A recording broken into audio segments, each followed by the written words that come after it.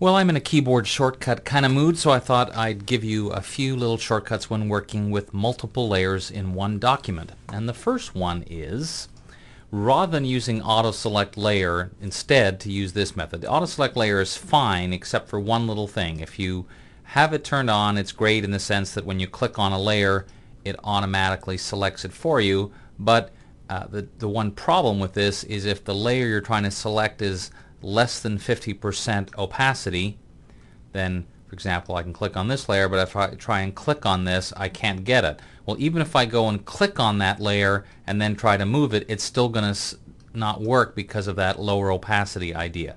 So what I would suggest instead is to have auto select layer turned off and then simply hold down the command or control key. And when this is with the move tool selected, so now when I click on any layer, now it still doesn't help selecting this layer, but at least this way now I can, when I select it, it won't automatically select the wrong layer because of that auto select layer. So that's just one little thing. I'm going to put that back now. You may already, this is a fairly standard one that's been around for a while. If you want to view only one layer, click on that eyeball with the Option or Alt key held down. That will hide everything else. And it's like a toggle switch, so if I click again, it'll all come back again. Now, one of the things that I like to do, because obviously I'm not usually working in this small an area, I have my layers palette way over on one side, I'm working on my document, I want to select a different layer. So to activate it, if you hold down the Option or Alt key and use the right bracket key, you'll see that it starts to go next, next, next up through all of the layers in your document. So the Option or Alt key in the left bracket is going to go down the list, the right bracket goes up the list. And you'll see that's not moving the layers, that's selecting the layers.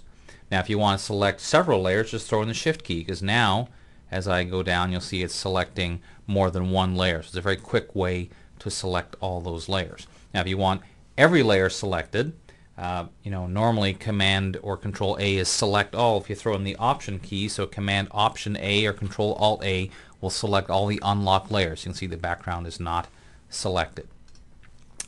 The other thing that's very useful is if I, for example, click on this ball layer and you'll see that it's underneath these other layers. Again, imagine I'm working on a bigger document where I don't want to be moving back and forth to the layers palette. If you want to actually change the position of the layer, still the bracket key, but in this case you use Command or Control. So Command right bracket moves the layer up the layer stack, and you see now it's going in front of things.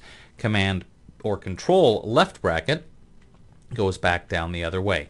If you ever want to go to the very top, Command Shift or Control Shift right bracket will take it to the very top of the layer stack. If you press Command or Control Shift left bracket, it will go as far as it can down, but you see it will not go below the background layer.